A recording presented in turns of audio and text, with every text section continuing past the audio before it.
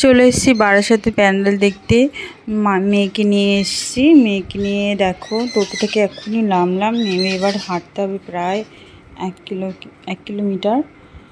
Kilometre এবার হাঁটবো মেয়েকে নিয়ে। মেয়ে খুব ক্লান্ত আর আমিও খুব ক্লান্ত। দেখো ভগবান শ্রীকৃষ্ণ দ্বারকার নগর, যে নগরটা জলের নিচে ডুবে গেছে সেটা তো আমাদের কোনোদিনও দেখার সম্ভব ছিল না।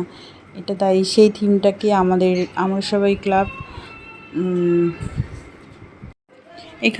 এখানে একটু আগিয়ে দেখলাম একটা মা কালীর মন্দির, বলতে ভুল, কিন্তু দেখো কি সুন্দর একটা মা কালীকে এখানে রেখে দিয়েছে। হয়তো কোনো মন্দিরের ঠাকুর হতে পারে। এবার আগিয়ে যাচ্ছি। মেয়ের খুব খিদেও পেয়েছে। এবার মেয়েকে একটু ফুটি খাইয়ে একটু কিছু খাইয়ে তারপরে হলো আমি হাঁটতে থাকবো। দেখো আমি হাঁটছি, মেয়েকে একটু ফুটি খাইয়ে।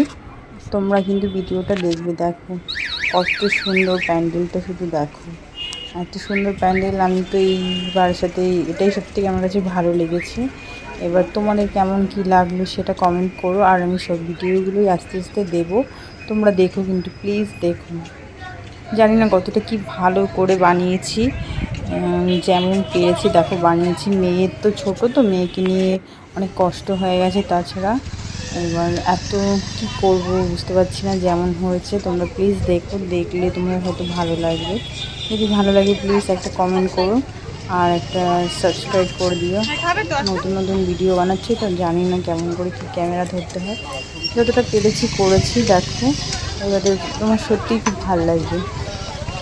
এত সুন্দর প্যান্ডেলটা না দেখলে বিশ্বাস করবে না। আর এত ভিড় জানো, প্রায় 5 থেকে 6 কিলোমিটার লাইন দাঁড়াতে হতো, কিন্তু সেটা আমি রাতে যাইনি। তাই দিনের বেলা মেয়েকে নিয়ে এসেছি। মেয়েকে একটু তো দেখাতে হবে, ছোটো, তাই যতটা পেরেছি দেখাচ্ছি তোমাদের। চলো ভেতর দিকটা যাই, ভেতরে দেখবি অসাধারণ। কিছু বলে বোঝানো যাবে না, এত সুন্দর বানিয়েছে প্যান্ডেলটা। চলো দেখাচ্ছি তোমাদের ভেতরে। দেখো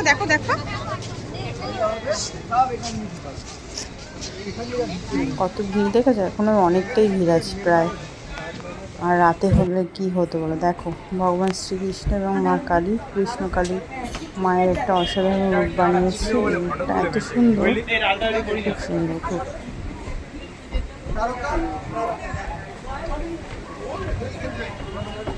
দেখো উপরে এখানে ব্রহ্মা,